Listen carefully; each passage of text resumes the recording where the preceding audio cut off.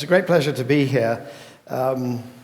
Interesting. So you're doing Engadin on blades? Yes. Okay. Maybe one year you'll get me along to that. So what can I do here? I am sort of an analyst and commentator right across the energy spectrum.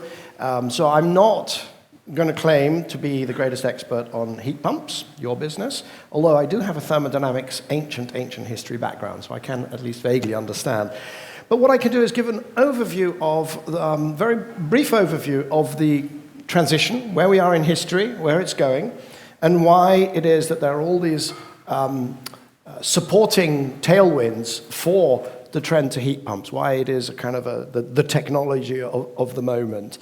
And then, before we get into all the reasons, all the problems we've got, and all the difficulties, and why aren't we growing more quickly, and why doesn't everybody understand us? At that point, before we get into that, I'm going to just actually hand back, because I know that you've got a good agenda, a packed agenda, where those issues will be unpacked. So where are we? As I said, I do this quite a bit in different parts of the energy transition, and I've been doing it.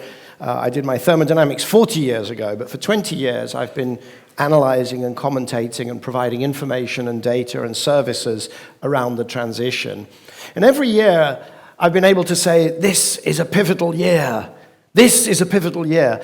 And, it's kind of always true, but there's never been a period that has been like the first few years of the 2020s.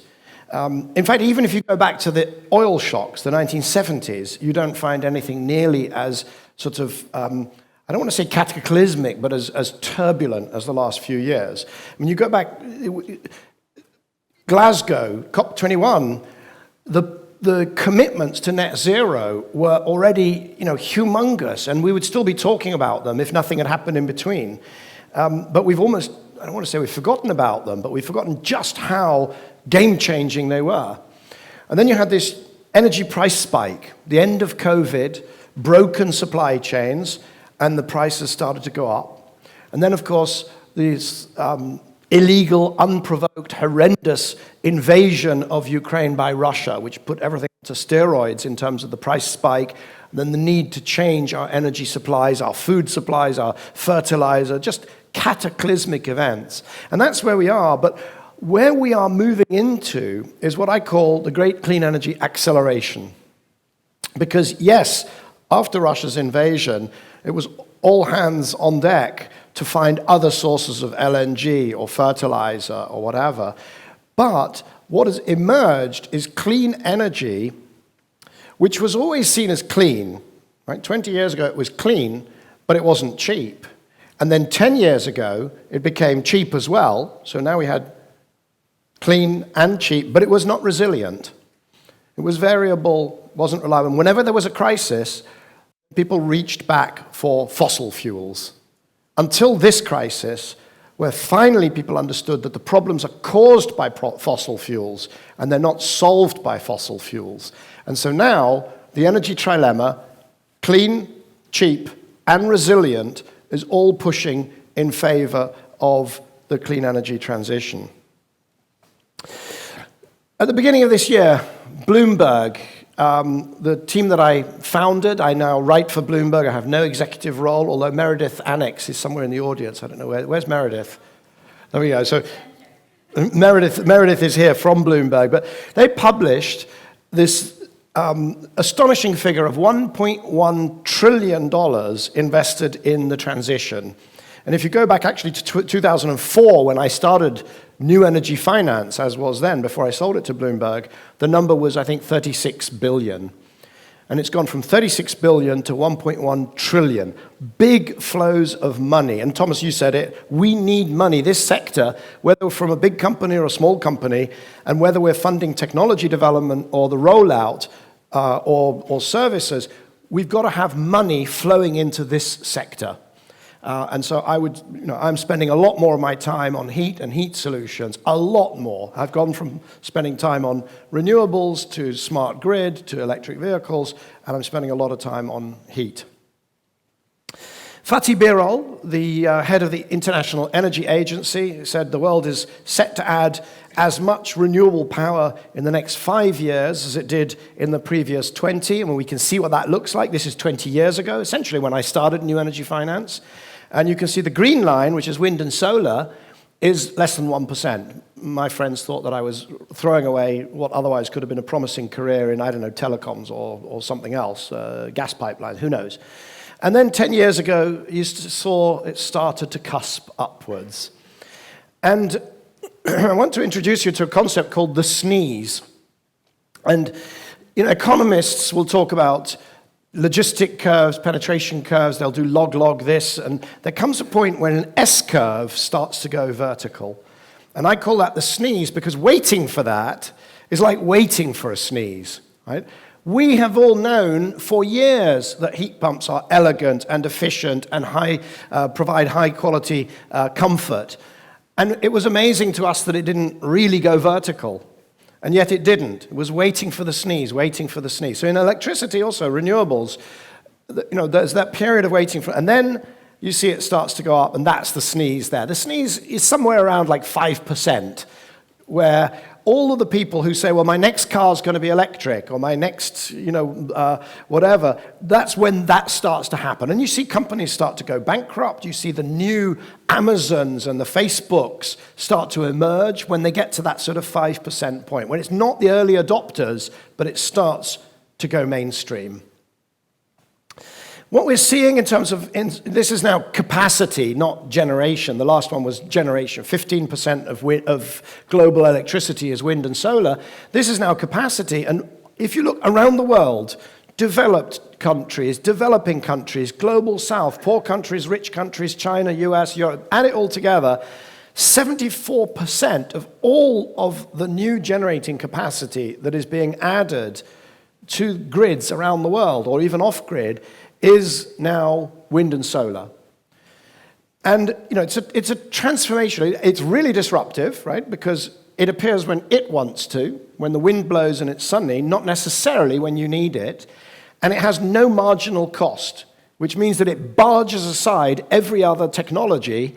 Doesn't matter, you can have gas, coal, oil, nuclear, whatever, but when it's windy and sunny, the cheapest thing to do is use it. And so it's disrupting the price formation mechanisms in the markets. And what we see is, on the left you can see Europe, on the right is the US, that the prices are going to zero or even negative more and more often in more and more parts of the world. And that is not a bug. That is a feature of a deeply wind and solar variable renewable system. We're going to be building overcapacity because you have to, and then every so often there'll be too much wind and solar power and the prices will drop. And the reason I'm talking about that here is it's really, really important for heat pump. Effectively, it's an electrical technology. You need to understand the power markets. And you need to understand how you can be a benefit to the power market and not just an extra draw of electricity. Right now, the technology that keeps the lights on in everywhere where there are deep penetrations of renewables, well, there's one other technology. There's pumped hydro, which works where you've got, in Norway or Switzerland. But where you've got deep penetration of wind and solar and you don't have pumped hydro, the technology is gas peaking plants. That's what's keeping the lights on.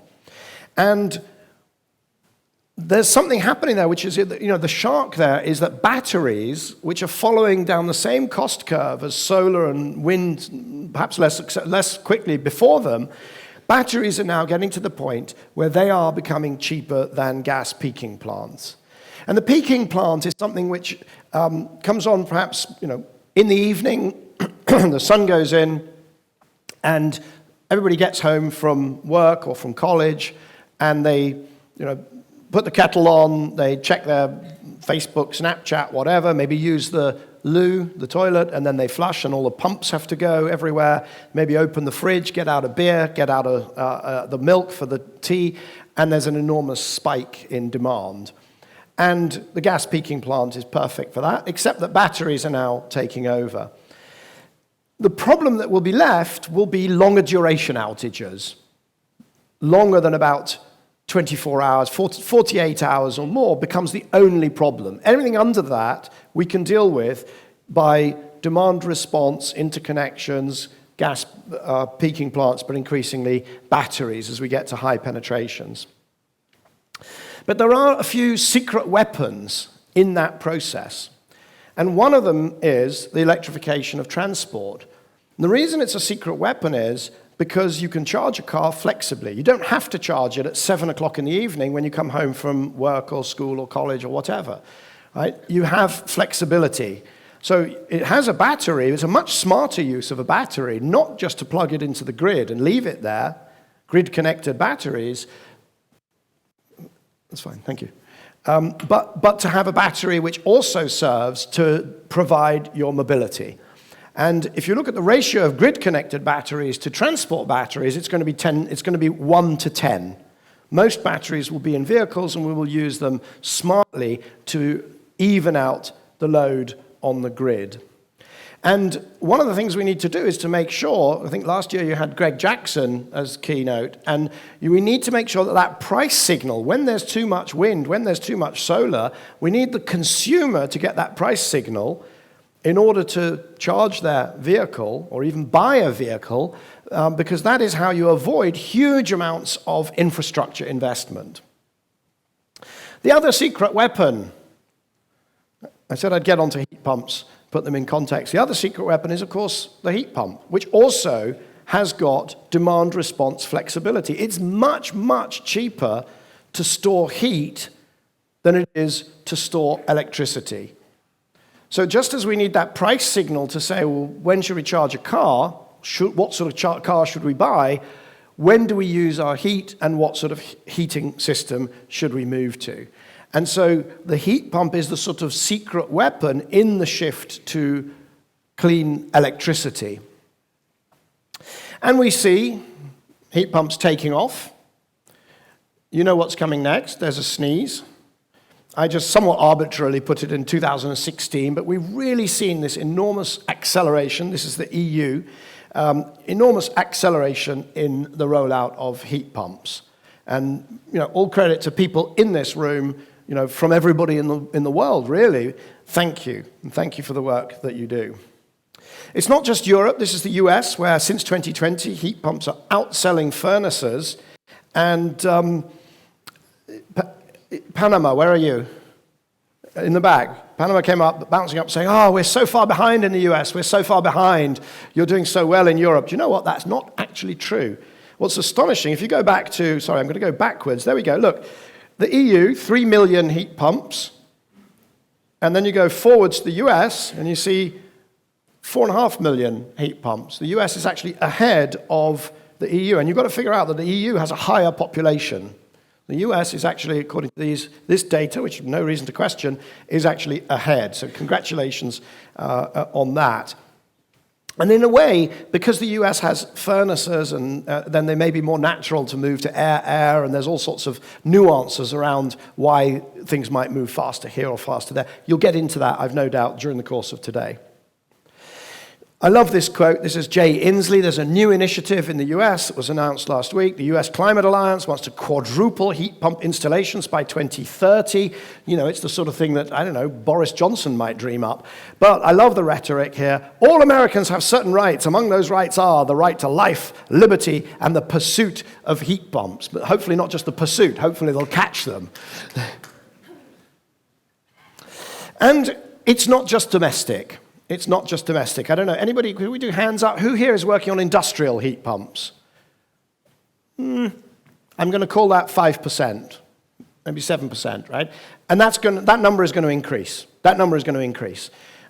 Heat pumps up to 160, 180, 200 degrees, steam up to 6 bar, possibly going to go higher. It is absolutely the new frontier. And I'm meeting industrial companies, and they are just waking up to the idea that they could enormously improve their efficiency using heat pumps. And actually, they can go circular. What they ought to be doing is buy some heat, high-quality heat, use it, but then don't just discard it, upgrade it with a small amount of electricity, a small amount of work, and you get back to the initial chunk of heat, right? And you can be circular within your own organization, essentially circulating your own heat by adding a little bit of electricity. And then be flexible so that you can also be paid not to do that when the grid puts the price up and to do a lot of that when it comes down. So companies are going to be transformed in their use of heat through the humble heat pump. Enormous amounts of innovation. I really apologize if your heat pump or your favorite heat pump is not on here. I just threw some, just to show that it's not just that standard box that sits outside somebody's home. It is all sorts, big ones, little ones, hot water heat pumps, industrial high temperature heat pumps, et cetera, et cetera. It's actually a ferment of innovation which is almost not seen at all by the world. And so that's something that these stories need to be told, because everybody's gone kind of hydrogen mad, as we'll see. But actually, they should be really impressed by the innovation in heat and heating and heat pumps. Now, it's very interesting. I said that Europe is behind the US, and it's really a mixed picture. You've got some countries where we're getting a lot of installations, and some where it is falling, or it's still very much lagging behind. And it's very interesting to ask why. There's one country where lagging behind is kind of the understatement of understatements, and that is where I'm from, the UK.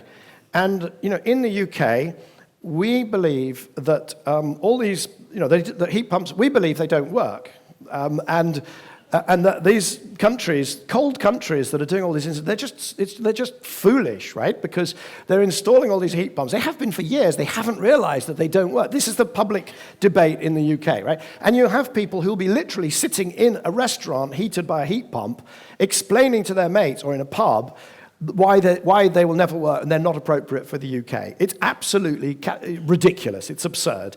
Ultimately, the laws of physics will fix it.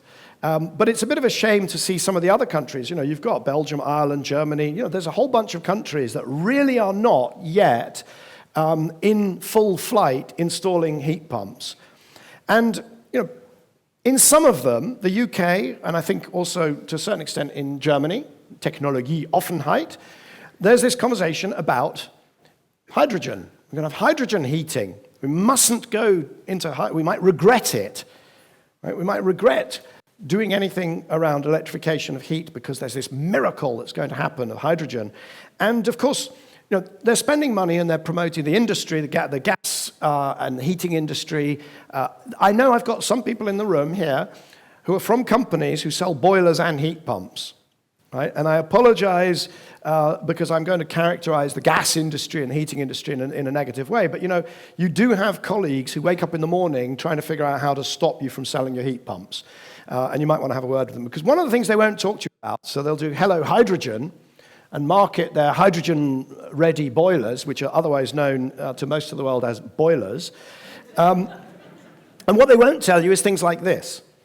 In the UK, safety study undertaken by Arup and DMV, very good engineering companies, and they said hydrogen is less safe than natural gas, 4 times more explosion, and 4 times as more killed and seriously injured, but you can make it as safe. You can make it as safe, so you'll have 3 times as many explosions, but they will only kill and injure the same number of people as natural gas. But one of the things you have to do is actually knock a hole in the wall. So this is a perfect technology for people who don't mind having a hole in the wall. We've spent in the UK 50 years trying to improve our housing stock. And now it turns out we might as well not have bothered. If we're going to go back to a hydrogen-based gas, we shouldn't have done that. So the debate is very, very poor, is kind of what I'm trying to say. But it's worse than that. It's worse than that. The UK has this organization called the Energy Utilities Alliance, and they represent the gas heating industry and the gas networks. And they were caught recently funding a PR campaign. The PR company, amazingly enough, actually went out and boasted about this campaign. It was enormously successful. And the campaign that they had been asked to pursue on behalf of the Energy Utilities Alliance, and the CEO, who's I'm going to say a mate of mine, we took on the heat pump lobby. And what they were intending to do was spark outrage about heat pumps. And so that's somewhat the reality. I think in Germany there's been a different type of pushback against heat pumps and the heat law.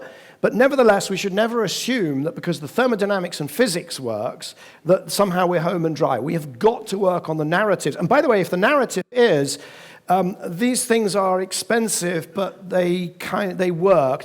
No, they improve your life. They add value to your home, right? We're going to have to get to the point where we can sell them positively, not just defensively.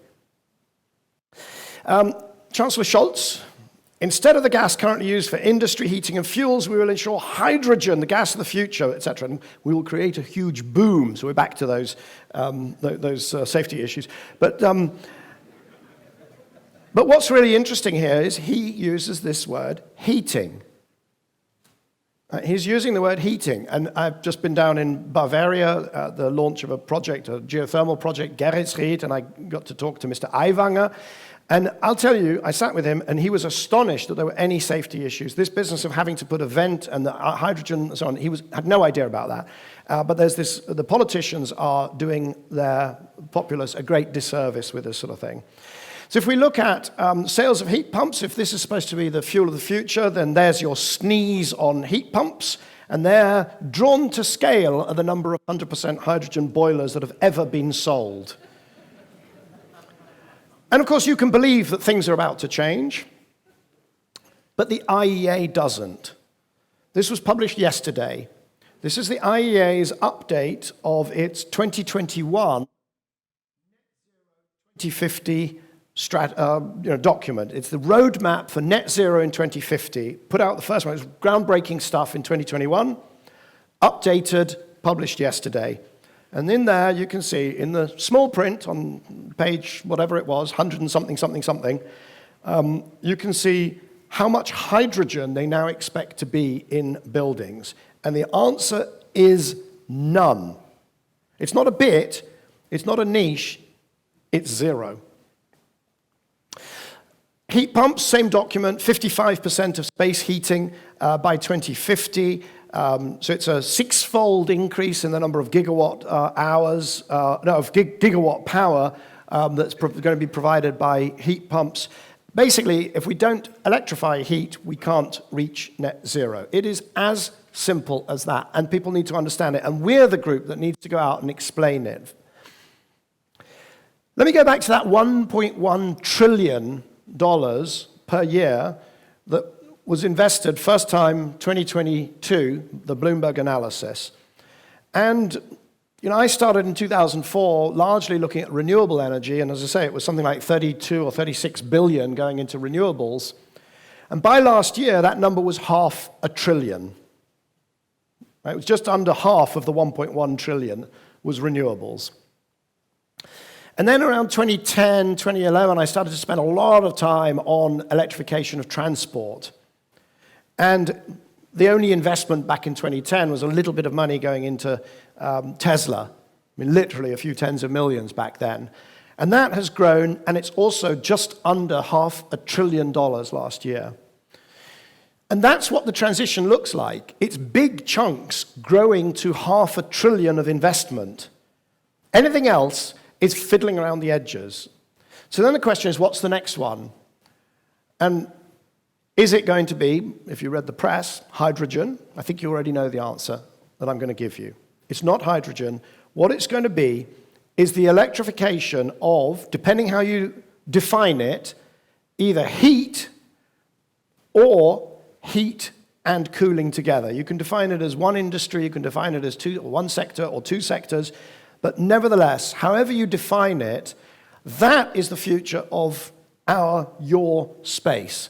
It's the next $500 billion sector. If you take cooling, it's already $300 billion, but heat alone by 2040 is going to be a $500 billion investment sector every year. It's going to be, and it has to be. Thank you.